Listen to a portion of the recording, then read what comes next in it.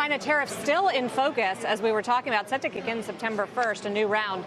Our Steve Liesman joins us now on why economists believe this round of tariffs will be different and even worse than previous ones. Steve. Yeah, Sarah, economists have warned, as you know, about the negative impacts from all the tariffs so far.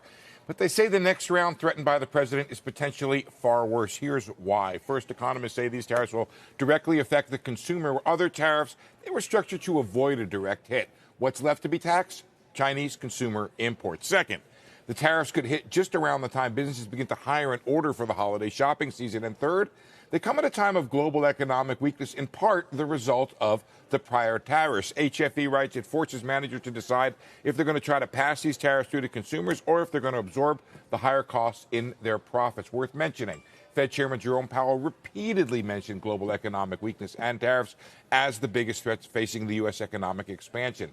UBS saying these tariffs could shave a quarter point off of GDP in 2020, and markets are now seeing an increased chance of more rate cuts from the Federal Reserve. July probability at 100%. October up to, December is 60% now, and March for the third hike now is 58%. So we have three hikes priced in, just not this year. The tariffs and the call by the president for lower rates by the Fed to weaken the dollar raise difficult issues for the Fed's independence. It will not want to support the president's trade war outright, but its mandate will force it to address the potential economic fallout. That might be a distinction, Sarah, with little or no difference. So the question always when something bad happens in the world, Steve, is what can the Fed do about it and how can they swoop in and save us? I'm not sure the Fed can fight the PBOC on currency intervention weakening the yuan. What do you think? Well, if I could just give a technical answer, you're right, both from a broader standpoint, which is we're not even sure interventions work or how you might structure one to work. But there's a specific issue with the yuan, which is the U.S. government would be forced to intervene in the overseas part of the yuan trade, and that's separate from the domestic trade. And there's this wedge in between that the Chinese government could keep what happened in the overseas market from affecting the domestic currency market. So, yes, we do have some firepower in the form of an exchange stabilization fund, and the Fed could join the Treasury in that. I think it's worth mentioning, Sarah, as you saw in the tweet this morning, the president telling the Fed to get on the ball with currency intervention.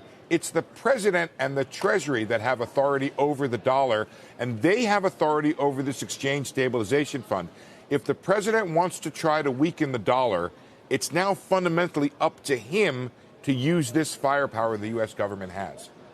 It's interesting. The other take on it could be that the Fed's most effective tool here is just lowering interest rates much sharper than they're already doing. 50-point cuts, 100 basis point cuts, because that's ultimately the best way to weaken the dollar, don't you think, instead of the other technical intervention stuff?